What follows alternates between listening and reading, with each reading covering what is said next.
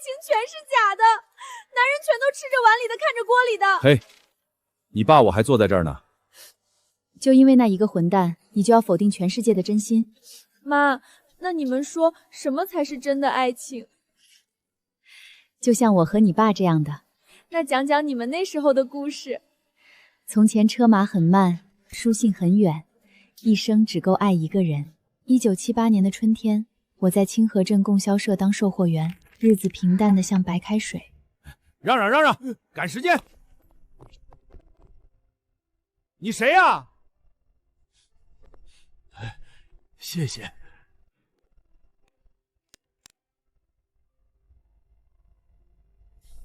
面生，没见过，像是刚从部队出来的。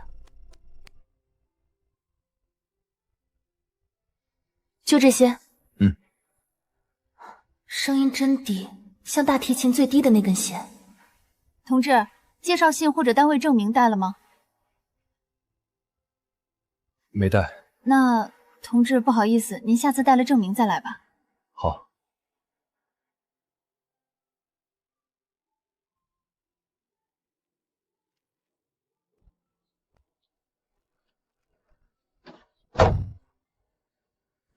不就是个来买东西的陌生人吗？有什么好看的？但心跳确实比平时快了一点。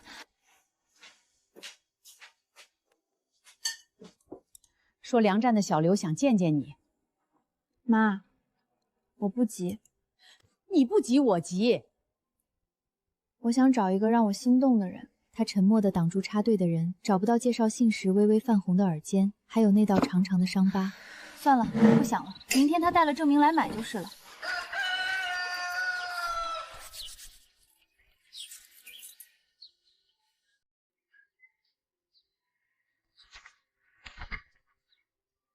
沈望舟，这是我第一次知道他的名字。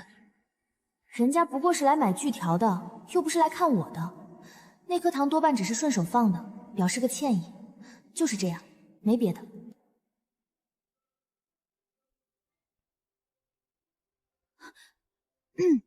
锯条、桐油砂质、铁锭，对吧？嗯。早上门口那张介绍信是你一大早送来的？昨晚送的，怕你今天开门晚了，我赶不上。还有那颗糖我不能收，我不合规矩，没有收顾客东西的道理。那就当我欠你一个人情。等一下，那个，这是我们供销社新到货的品类单，你们厂里要是还需要什么物料，可以提前看看，免得白跑一趟。谢谢。哎呦，小林，你什么时候开始主动给人发资料了？我干了8年都没见你这么积极过。去，正常工作。人家叫什么来着？沈望舟。我听木工厂老张头提过，新来的，手艺特别好，人也老实，就是不爱说话，长得倒是挺精神的嘛。大姐，你忙你的吧。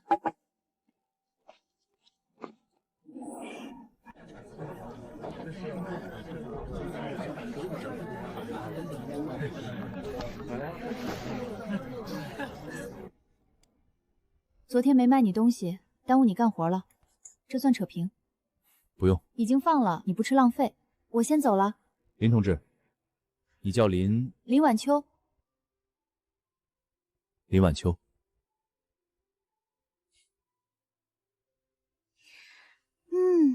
空气都是甜的。中午在食堂看见你了啊！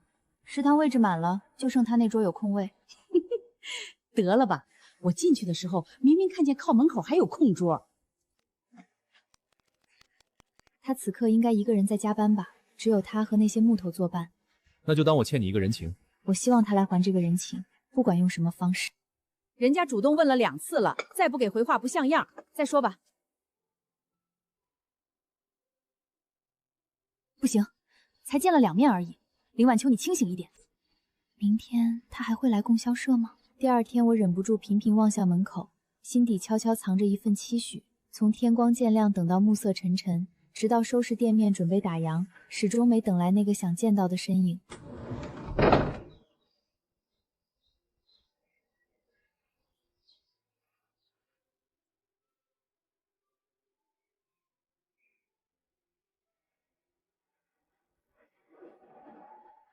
这不是随手刻的东西，每一片花瓣都有独立的弧度，花蕊细如发丝，不可能一晚上赶出来。也就是说，从他第一天来买锯条起，甚至更早，他就开始刻这个了。接下来2天，他没有出现。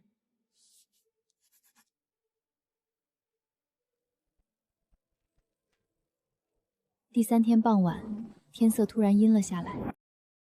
暖瓶64，搪瓷盆37，胶鞋120，煤油灯46。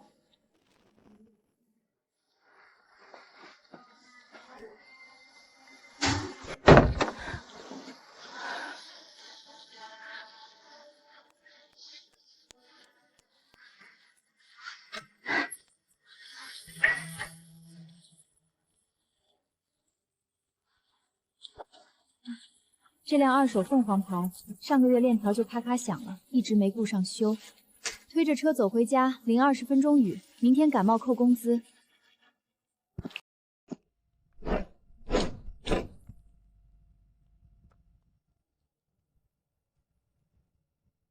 你怎么在这里？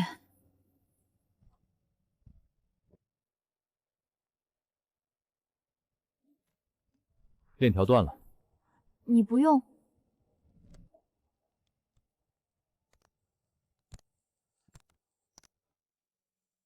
能骑了，但明天去换条新链条，这根撑不了太久。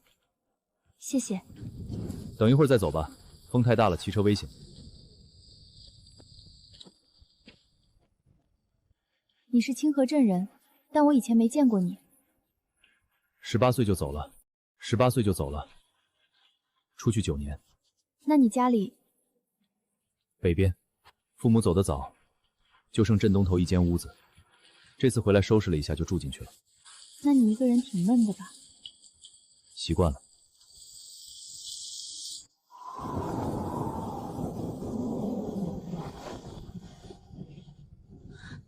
你自己也冷？我不冷。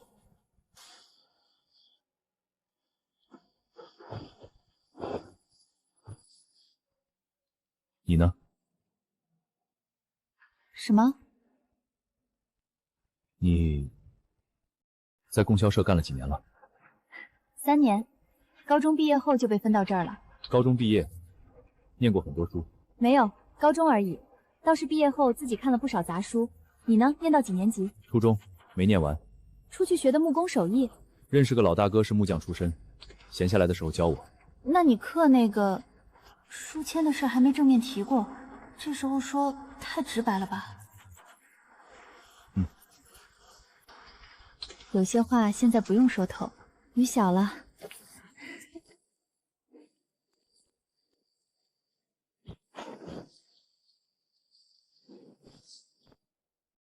我送你回去。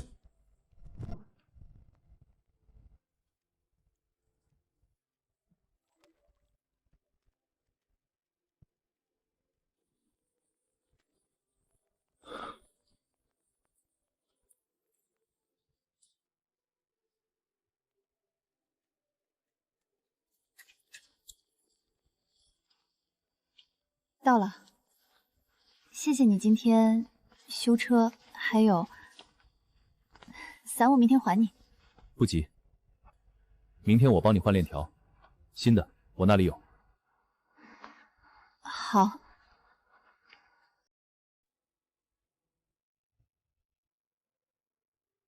你来多久了？刚到。至少来了半个小时。先放那儿，我手上有油。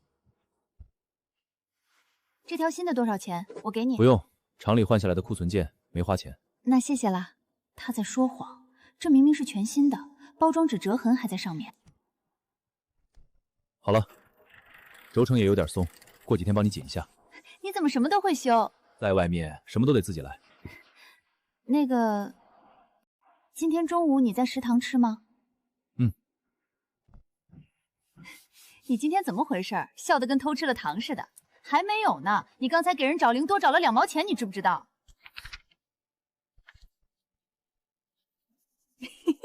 是不是那个姓沈的？大姐，一个人做的菜太多了，吃不完浪费。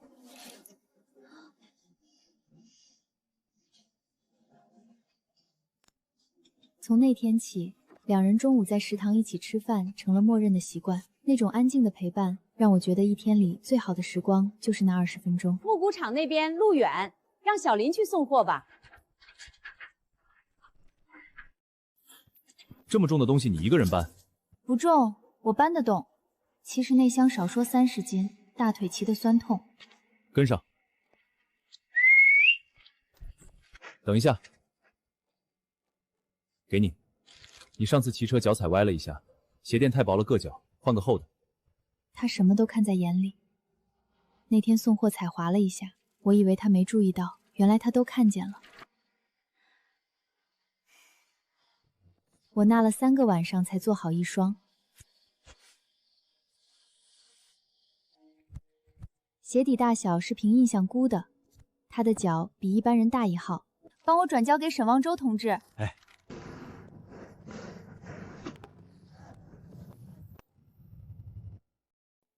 赵大姐说的对，这种不声不响的默契，比情书管用100倍。然而小镇就这么大，供销社小林，木工厂沈望洲，有姑娘给小沈送东西，我们小林有着落了。 3条线索一汇合，全镇人都知道了。他婶子在家吗？我跟你说个事儿。你家晚秋是不是在跟木工厂那个处对象叫什么沈望洲的？什么？谁跟你说的？还用说？全镇都传遍了，说你家闺女天天跟那姓沈的一起吃饭，还给人做鞋垫呢。晚秋，你给我说清楚。我知道这一天迟早会来。妈，我跟他没什么。你少蒙我！李晚秋，你听清楚了，那个沈望洲你不许来往，没家没业的穷光蛋，你跟了他吃什么喝什么？你看看人家小刘，粮站正式工，他叔是站长，以后提拔起来吃穿不愁。妈，我跟他真的没什么。要是你们劝将来后悔，别怪我。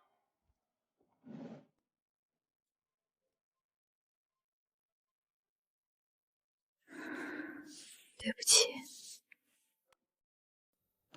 我可能得躲你一阵子了。第2天开始，我像变了一个人。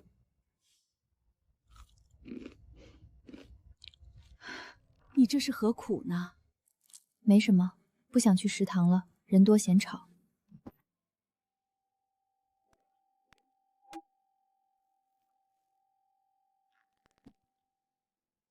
大姐，这边有位同志要打桐油，你帮忙招呼一下。谢谢。小林，你没事吧？没事儿。那一整周我都在躲他，回家发现多买了2块豆腐，根本吃不完。我想他，吃饭的时候想，走路的时候想，剥算盘珠子都会走神。没家没业的穷光蛋，跟了他吃什么？他说的不是没道理，他1个月工资30几块，住漏风老屋，攒不下积蓄。但问题是我不在乎啊，可我没办法不在乎我妈。另一边，沈望洲的日子也不好过。他躲进了库房，连一句话都不愿意跟我说，是我会错了意。望洲啊，你那个力道不对，今天怎么了？没什么，没什么，你把木料都快爆穿了，歇一会儿吧，别跟木头较劲。是不是跟哪个姑娘闹别扭了？师傅。接下来几天，他像回到了刚来时的状态，一个人上班，一个人吃饭。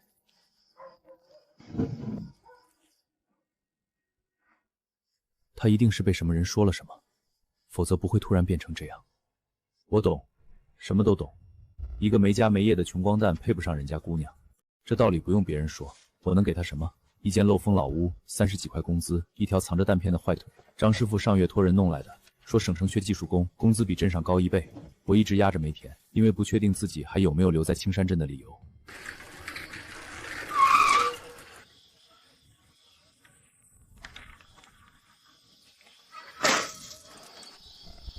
他要走了。我不记得自己是怎么骑回家的，只记得那张公告上的字。我以后中午还会不习惯性往食堂那个角落看一眼。对不起，主任，昨晚没睡好。是不是因为沈王州要调走的事儿？你怎么知道？你是不是喜欢他？那你还等什么？等他走了再后悔。可是我妈，他是他，你是你。这种人你错过了，可就再也遇不到了。你要是不想让他走，就去说清楚。咱女人这辈子能遇到几个真心人？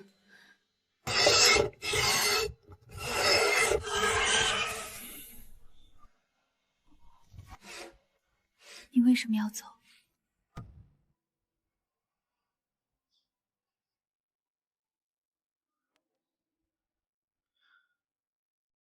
我以为你不想见我。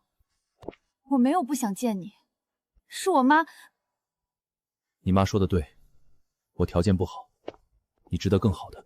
什么叫更好的？谁规定条件好就是更好的？我自己的事儿我自己做主。你既然刻了我的名字，就不许走。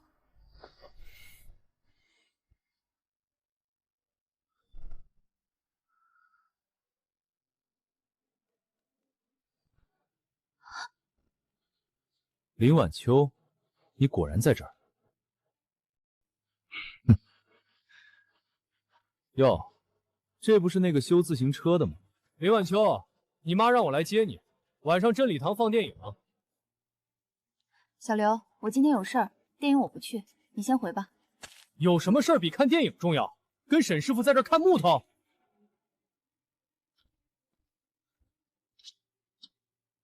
我说话你没听见？林晚秋是我相中的人。沈望洲身上有一种沉稳，不是靠嗓门和拳头撑的，是从骨子里渗出来的。见过真正危险之后对小打小闹的不屑。你瞪我干什么？有本事动手啊！我叔是梁战站长，你要是敢碰我，他不想跟你去。走，跟我回去，你妈等着呢。他不想走，你别动手。放开！你等着，姓沈的，你给我等着！小刘伸手不超过2秒，我甚至没来得及反应。没事吧？我问的不是他的手。小刘那个人心眼小记仇，他输在镇上有关系。以后他再来找你，你告诉我。从来没有人这样护过我，我习惯了一个人面对所有事。但刚才他挡在我面前的那一刻，原来被人护着是这种感觉，像在风雨里走了很久，突然有人撑了一把伞。你不是不能淋雨，但有伞的感觉真的不一样。好，我自己能回去。天黑了，走吧。这种沉默跟之前一周完全不同。那一周的沉默是冰冷隔绝的，像2堵背对背的墙。现在的沉默是温暖流动的，像2条并行的河。到了。那个调动的事儿，我明天去厂里撤了。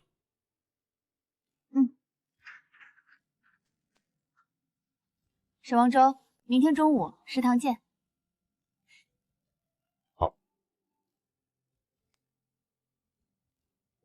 小刘来过了，他说你跟那个姓沈的在木工厂，他说那姓沈的动手打他了。妈，事情不是他说的那样。那是什么样？你告诉我是什么样？妈，我不听。林晚秋，你是气我是不是？那姓沈的有什么好？穷的叮当响，还动手打人。他没有打人，是小刘先动手拉我。够了！你要是不听，就别进这个家门。妈，先吃饭吧。我知道明天会更难，但我知道我不会再躲了。每一声都像小锤子敲在心尖上，一下一下的，又钝又疼。还不到6点，菜市场没开，他穿成这样不像买菜的。那个方向是木工厂。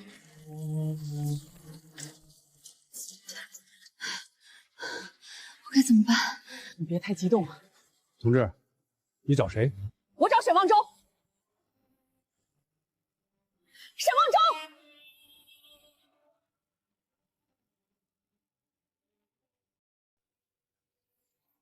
阿姨，你就是沈望洲，你凭什么勾引我女儿？你有什么资格配我家晚秋？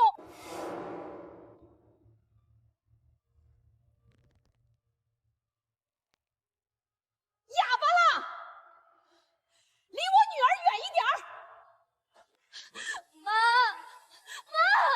这位同志，咱们到办公室说。就在这里，让大家听如果这算打人，是我的错，我跟您道歉。行了行了，他都道歉了，回去吧。道歉有什么用？你道歉能给我女儿什么？就算我喜欢他，那也是我的自由。好，你翅膀硬了，你有自由了。行，你要是跟了他，就别进我家门。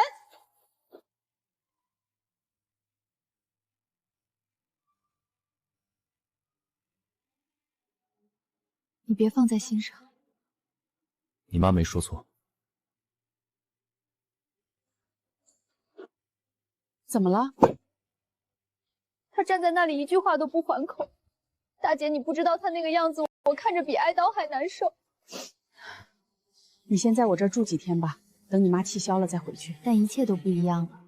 我当众说了我喜欢他，我跟我妈决裂了，而他，那个被当众骂了穷光蛋的人，此刻一个人站在车间里，会觉得我给他带来了麻烦吗？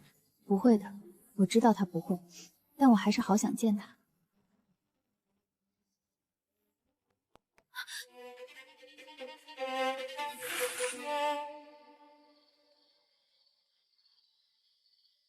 你怎么知道我在这儿？张师傅说的。这2样加起来至少3、4天伙食费。对不起。他在道歉，不是因为做错了什么，而是觉得是他的存在给我带来了这些麻烦。你看完再决定，要不要继续。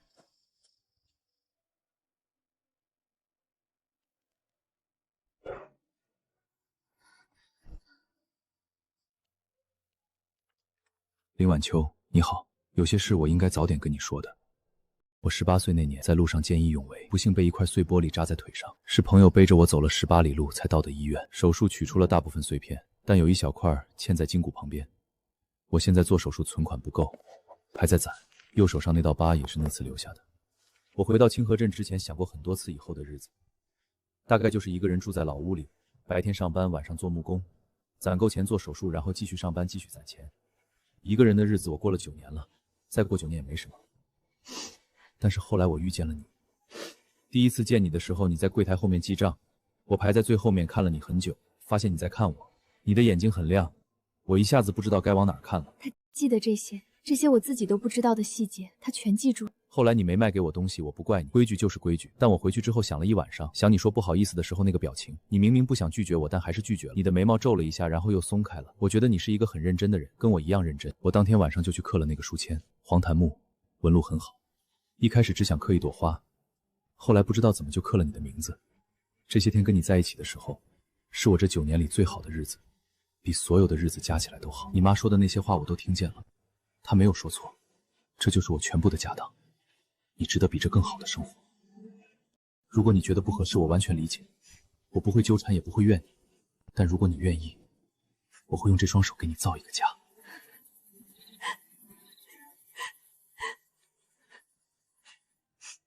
他不知道，他就是我见过的最好的生活。这样的人不完整，那什么才叫完整？我已经做好了决定，不用想了。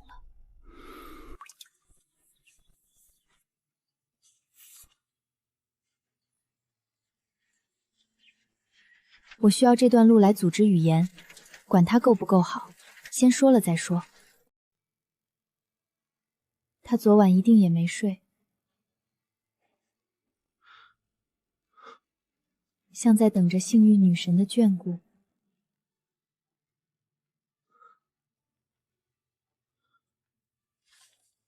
他是来还信的，还信就意味着拒绝。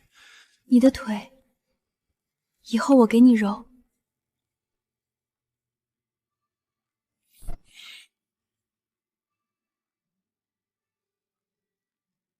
你听见了吗？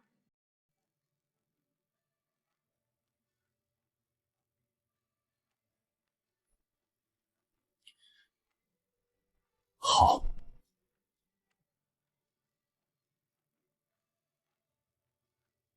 我该去上班了。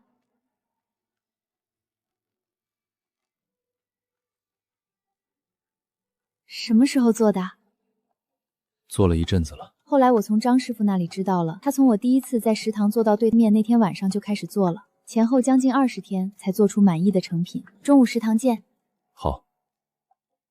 沈望洲嘴上还是那样，一天说不到10句话，但做的事儿一件比一件让我招架不住。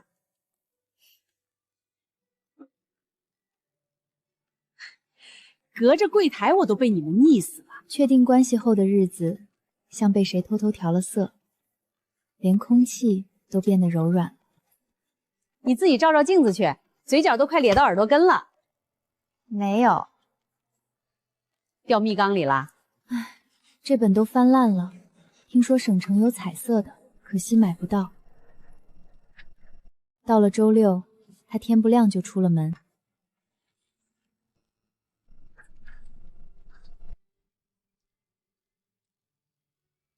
前天你说想要的那个，你昨天去省城了？顺路送你的。哪门子顺路？单程可是40里。2个人约会的地方是镇外的河边。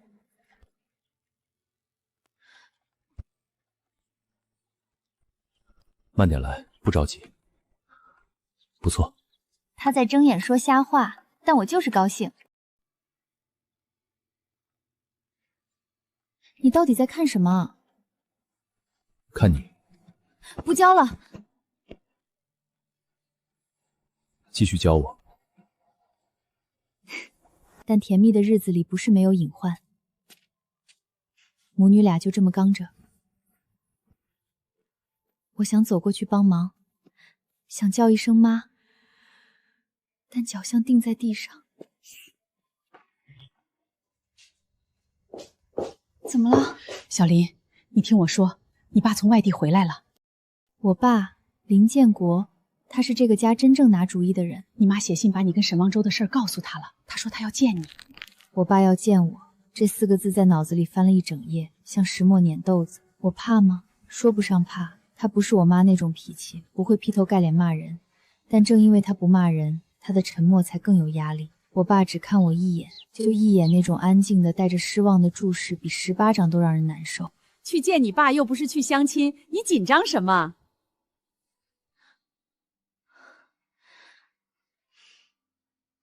我不紧张。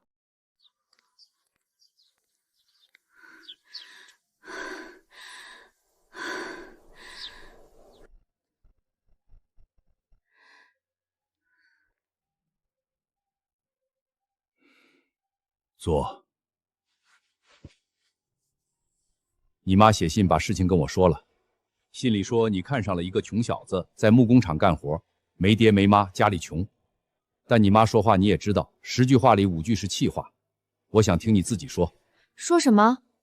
说说那个人。他叫沈望洲，27岁，在镇木工厂当技术员。年少时出去学的技术，父母早年不在了，就剩镇东头一间老屋。他手艺很好，人也老实，厂里口碑不错。他对我很好，我车链条断了，他帮我换新的。我随口说想一本书，骑了80里路去省城买。我妈来厂里当众骂他，他一个字都没还嘴，是因为那是我妈。他腿怎么了？你妈信里说的。像他这个年纪，一般不会留在镇上，除非是有什么难言之隐。他左腿里有弹片，在见义为时受的伤，取出了大部分，但还有一小块在骨头旁边取不出来。天气变化时会疼，将来可能要手术。你想好了？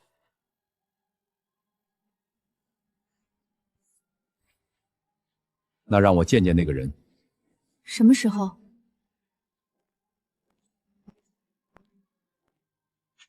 今天傍晚。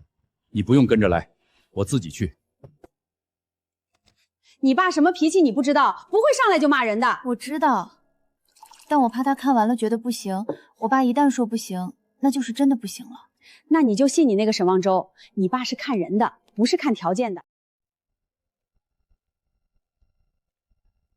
老林来了，找谁？找沈望洲。后来我才知道，我爸先在门外看了他1分钟。我爸看的不是他长相，他看的是这个人干活的姿态，手稳不稳，力道均不匀，工具摆放齐不齐，对木料爱不爱惜，这些骗不了人。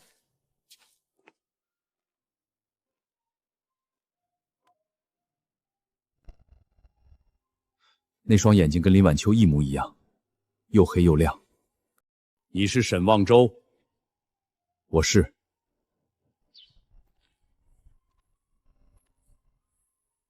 这是你做的？是。给谁做的？自己的。一个独居的男人不会下班后还加班做这么精致的家具。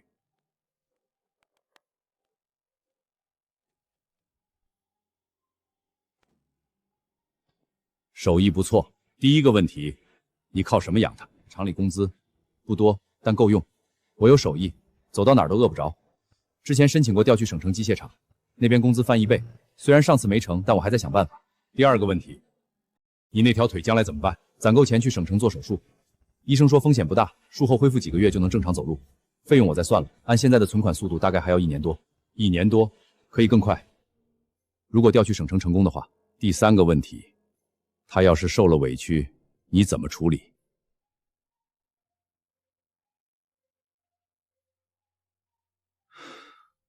不会让他受委屈。你要是对不起他，我打断你另一条腿。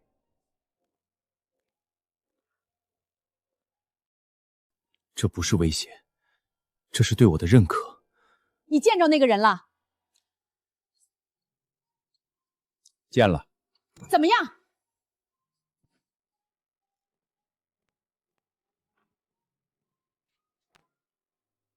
今天就把事儿说定了吧？不行，老黎，你不能。坐下。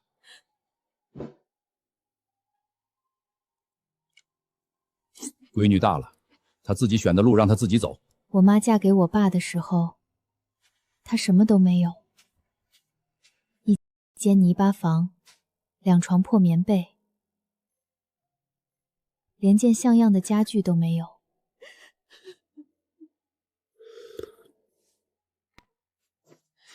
那个姓沈的，真的对咱闺女好，比我当年对你好。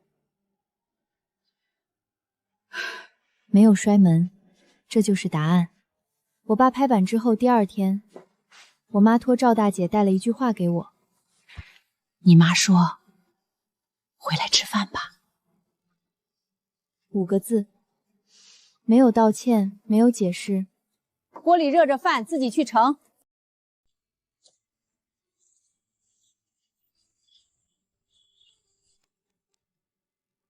以后让他来家里吃饭。日子似乎重新回到了正轨。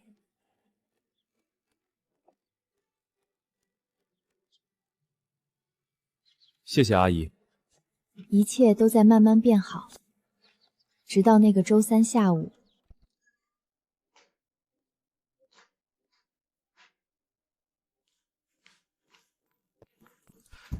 小林，出事了！望州被厂里保卫科扣了。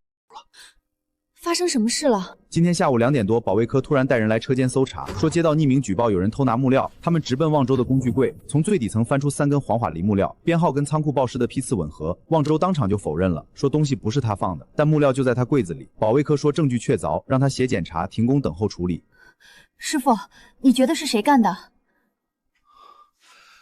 我怀疑有人栽赃，不过我听说今天来检查的保卫科王科长，上礼拜跟粮站的人一块喝酒来着。小刘，一定是小刘。你冷静一点，你现在去闹只会更糟。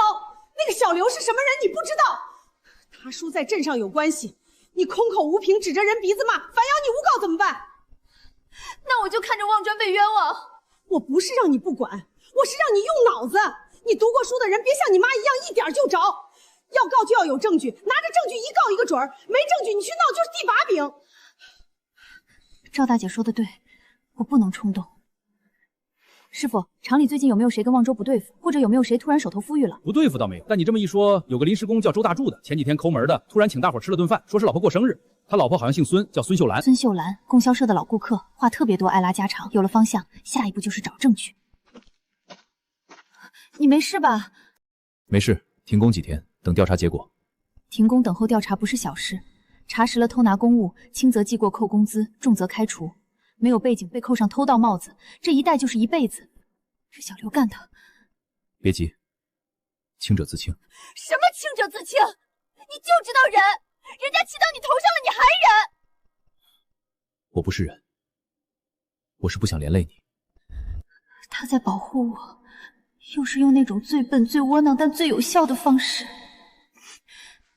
这件事我来处理，你什么都不用做，你信不信我？信。那就等我。我要给镇检察局写一封举报信，但这不能只举报栽赃的事儿，目前只有推测，没有铁证。我需要从另一个角度切入。我写的不是沈望洲被栽赃的事儿，我写的是粮站小刘的问题。上班时间在仓库后面赌钱，粮站的秤不准，克扣百姓粮食，这些事儿就是我手里的武器。近日木工厂技术员沈望洲同志被匿名举报偷拿物料，据厂内职工反映疑点颇多，恳请组织调查是否存在栽赃诬陷。我相信有人会把这件事联系到小刘身上，你不想连累你，我也不想看着你被冤枉。信寄出去之后的3天里，什么都没有发生。停工这件事对他的影响比他表现的大得多。一个靠手艺吃饭的人被剥夺了干活的权利，像被人捆住了双手。同志你好，我们是镇检察组的，想了解一些情况，关于粮站的一些问题。与此同时，我也没闲着。你家大柱最近忙不忙？忙什么呀？他那临时工有什么好忙的？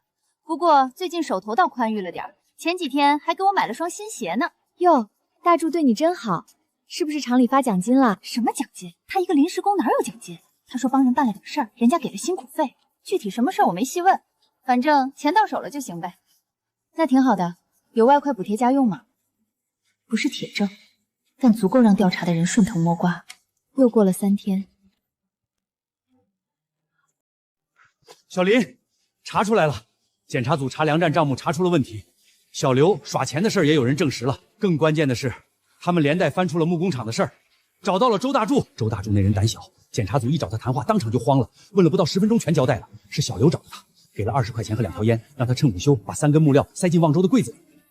20块钱，20块钱就能买通一个人去毁掉另一个人。望州呢？厂里已经通知他了，开会公开，给他恢复名誉。清楚了，那孩子是被冤枉的。行了行了，好事儿，别哭了。恭喜沈望洲洗清嫌疑。沈望洲还有什么想说的吗？没事儿，继续干。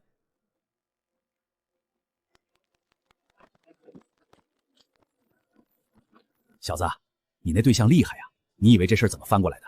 检察组的人跟我打听情况时透了底儿，他们收到一封举报信才开始查的，写的条理清楚，证据充分，一看就是读过书的人。你说全站读过高中，又了解粮站，又跟你有关系的人，还能有谁？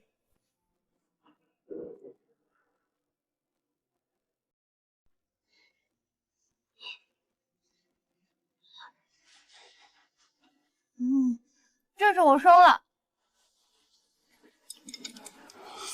至于小刘，他的下场来得很快，他在粮站待不下去了。他叔虽然是站长，闹到检察组层面也保不住，最终被调离，下放到乡下偏远的粮食收购站。切，活该！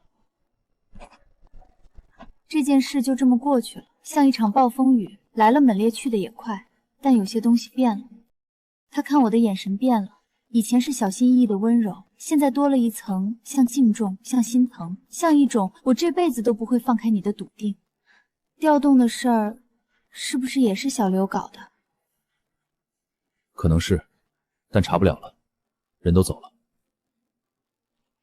对不起，如果不是因为我……跟你没关系。就算没有你的事儿，他看我不顺眼也会找别的理由。不急，我在哪儿都能干。会有办法的。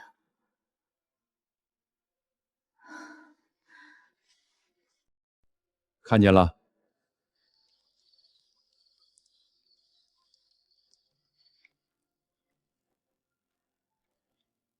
你高中成绩不错，想试试就试试。那一晚我又失眠了，但不是因为难过，是因为兴奋。我曾经是清河镇中学最好的学生，3年来我站在柜台后面撑眼打醋卖肥皂。我不是不甘心，我是把不甘心压得太深了，深到自己都快忘了它的存在。现在它被一则消息炸了出来。你想考？我想考吗？当然想，但我害怕的不是怕考试，是怕考上之后的事儿。去省城读书最少3年，200多里路，我怎么能留下他一个人走？我也不一定考得上，都3年没碰课本了，底子都丢光。你肯定能考上。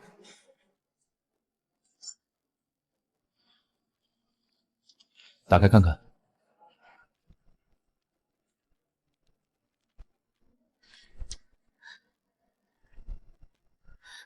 你什么时候买的？上礼包厂里有车去省城拉木料，我跟着去的，看到很多人在抢，我就买了。你怎么知道要恢复高考？广播里提过一嘴，我就想到你了。他只是觉得我应该考，就把书买好了。我觉得你一定能考上。可是，考上了要去省城，最少3年，你怎么办？考你的事，别的事有我。9个字，轻飘飘的像羽毛，却在我心里重得像一座山。从那天起，我的生活被劈成了2半，白天售货员，晚上备考生。赵大姐帮我找了镇中学退休数学老师王老师，每周辅导2次，不收钱。你底子很好，这些错的不是不会，是解题方法绕了远路。我教你几个快捷解法，冲一冲的话，本科有希望。从那天起，我更拼了，每天睡不超过5小时。沈望洲每晚都来，风雨不足。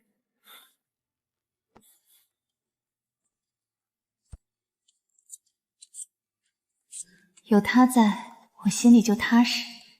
我妈对这件事的态度出乎意料的平静，她没反对我参加高考，还无微不至地照顾我。我妈只念过3年书，却对我充满了信心。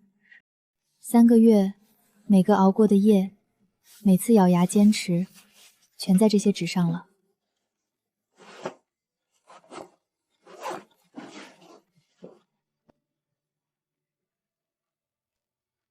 明天高考，如果考上了省城的大学，崭新的世界；如果没考上呢？我知道自己会不甘心，那种不甘心像一根刺，隔一阵就痛一下。不是沈望洲，时间还没到8点。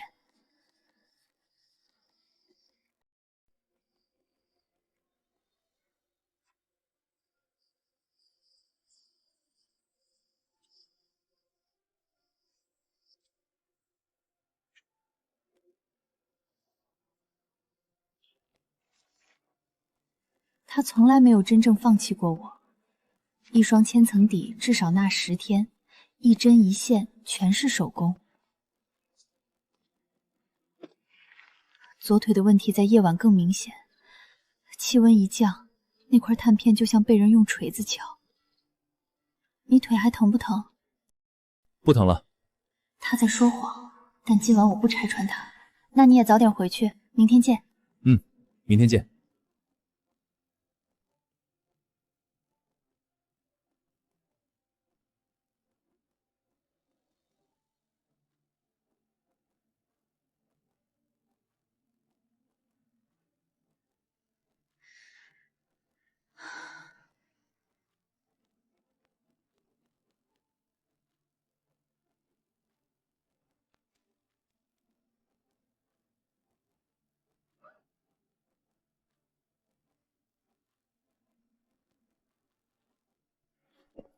再见了，不管结果如何，我没有遗憾。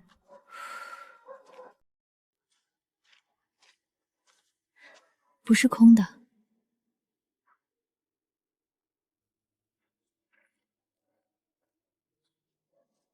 这次比上次松弛了一些，像是经过那1秒迟疑之后，确认了什么。新衣服的味道混着他身上淡淡的木屑香，他的心跳比平时快一点。咚咚。考完了。考完了。你这件衣服是新的？什么时候买的？他专门买了一件新衣服来接我考完试。有些事不说出来，比说出来更好。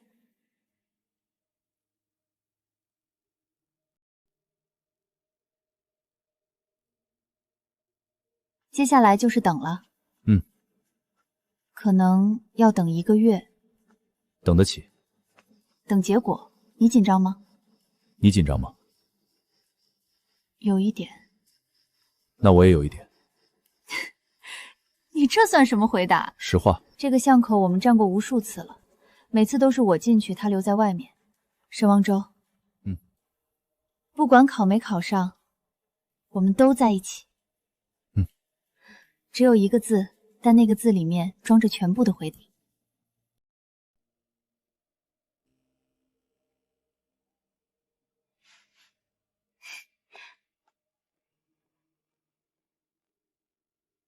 等待的日子比我想象的平静。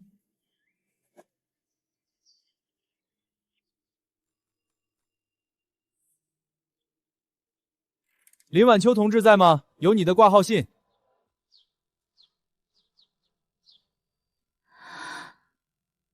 心跳猛地漏了一拍。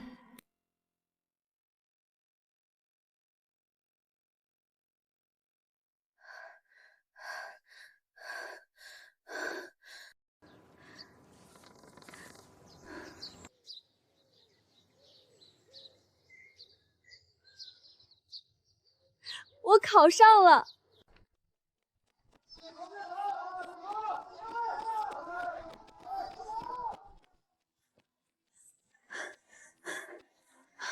小林，你这是？沈望洲在吗？在车间呢。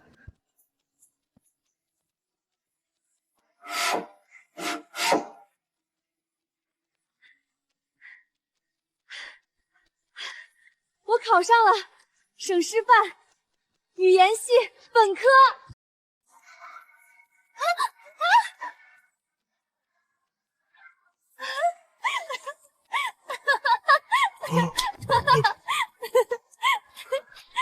这是沈望洲做过的最外放的动作，从来没有在众人面前表达过超过一个眼神或一句“嗯”的情绪。但此刻他把我举起来了，我就说你在所有人面前。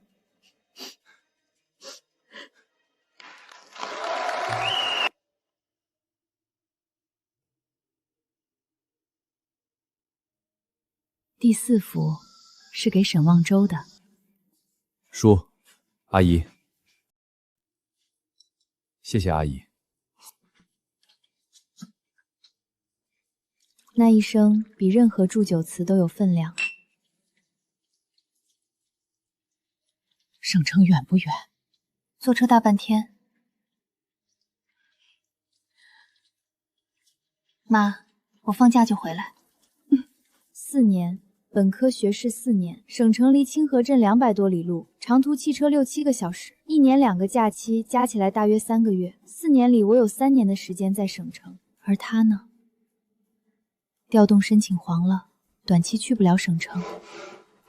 一个人，4年，这个念头像一根针，每想一次就在心尖上扎一下。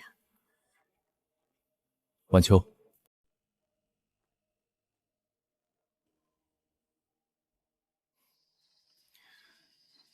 你去念书，我在这里等你。这句话他在心里一定排练了很久。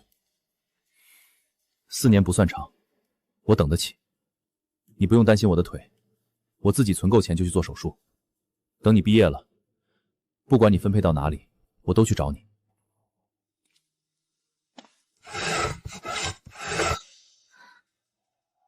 我不要你等4年。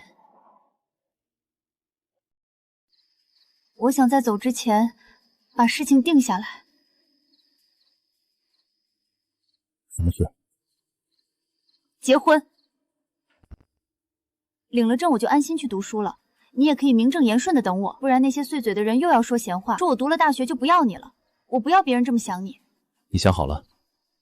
想好了。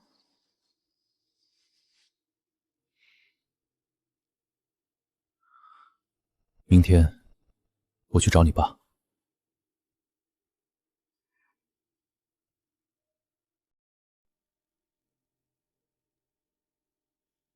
那2瓶酒花了他半个月的工资。叔，说吧。我想娶晚秋，在他去上大学之前把证领了。我知道我现在条件不好，但我会努力。他读书的4年，我会攒钱做手术，想办法调去省城，等他毕业，我们在一起过日子。我不会让他吃苦。还他妈也来，今天把事儿说定了。我不会说什么场面话。你要是对他好，这杯酒我敬你；你要是对不起他，那一眼就够了。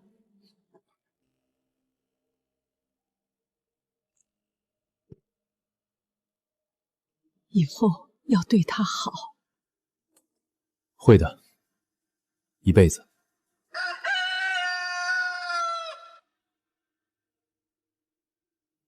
今天可以穿了。今天出门不带它，怕弄丢了。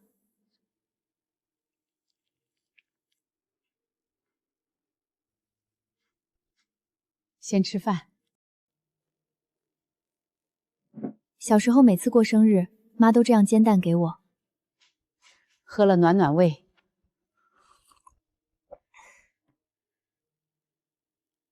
妈，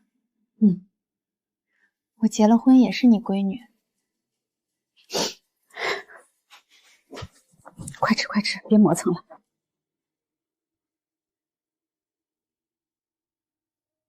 你今天真好看，这辈子还没夸过她好看。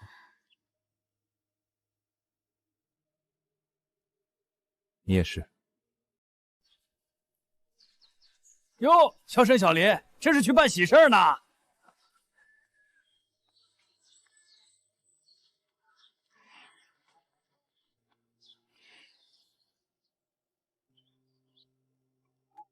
办什么业务？登记结婚。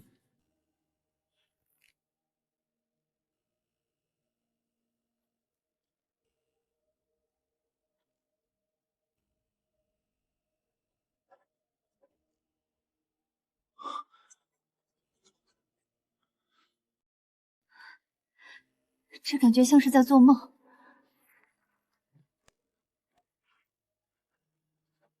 恭喜了。照片里他轮廓更深了，但眼睛里的光柔软的不像同一个人。拍张照吧。看这里。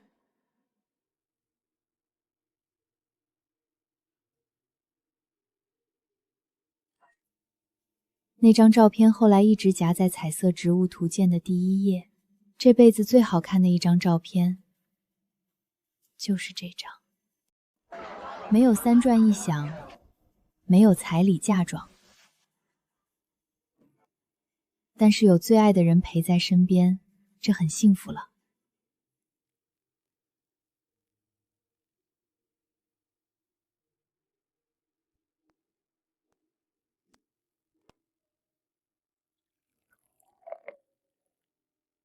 喝点暖暖。被骂都面不改色的男人，此刻因为跟我独处一室而手足无措的像个孩子。这花哪儿来的？托人从省城带回来的。听说茉莉花的花语是什么？忠贞。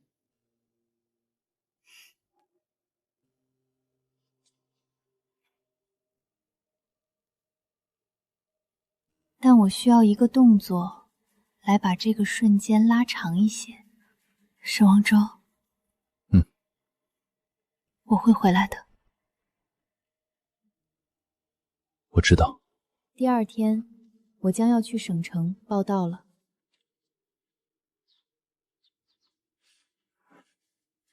路上吃，别饿着。妈，我放假就回来。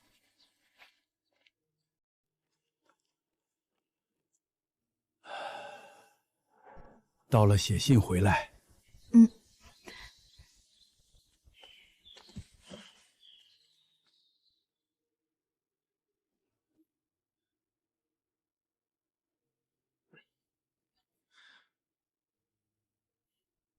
路上注意安全。我走了。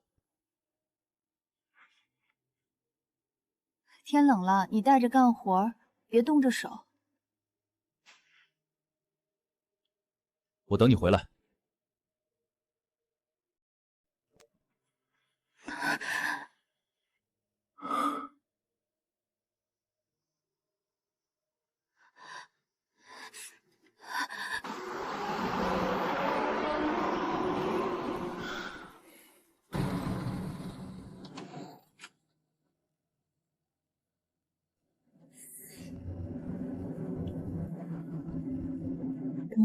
长途车颠了将近7个小时才到省城。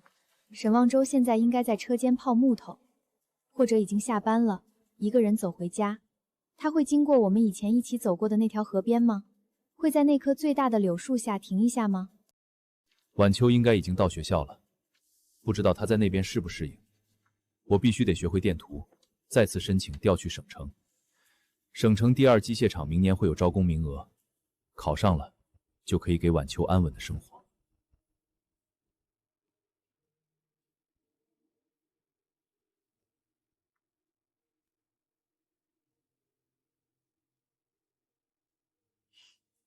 不知道望洲收到信时会是什么表情。晚秋，厂里一切正常，院子里的茉莉花我搬到屋里了，窗台上晒得到太阳，天冷了你多穿。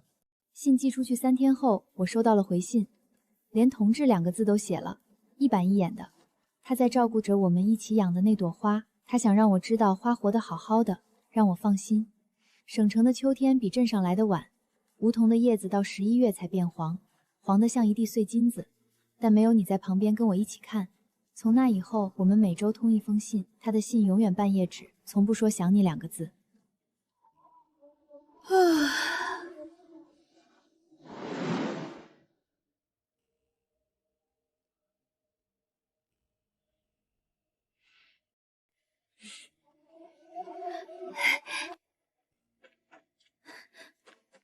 想我没？瘦了。回家。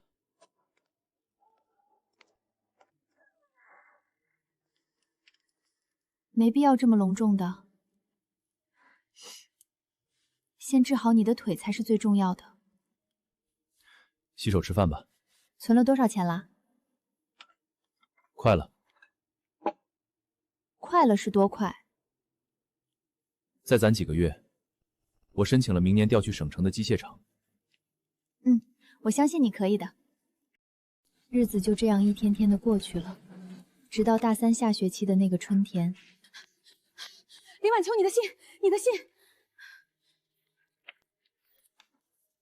晚秋，望洲在医院做完手术，你要多照顾他一下。你去哪儿？下午还有课呢。我去医院照顾我爱人。沈望洲，你为什么不告诉我？不管什么困难，我都会陪在你身边的。望洲，你在哪里？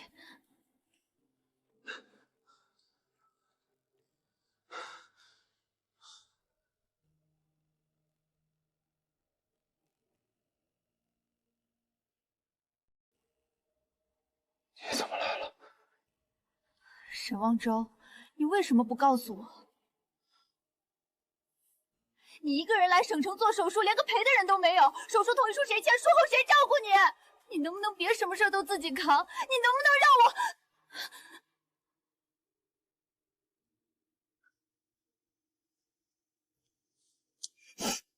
走了，办手续去。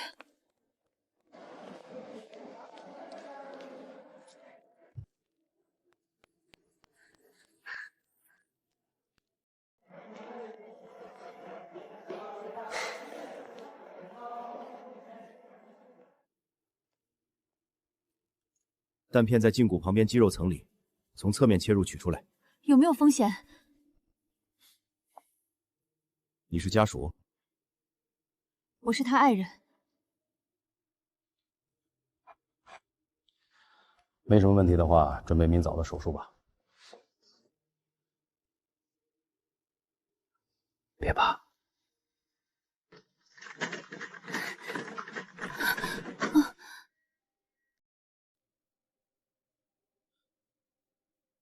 等我出来。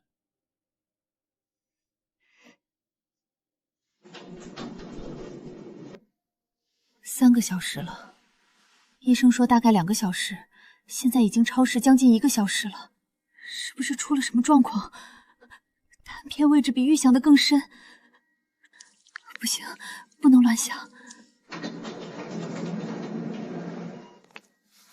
手术很成功，是因为弹片弹钳周围有增生纤维组织需要清理，不是大问题。他身体素质很好，恢复会很快。谢谢医生。后来，沈望洲调到了省机械厂，厂里给他分了宿舍，我也留在了省城当老师。妈妈，我好羡慕你和爸爸。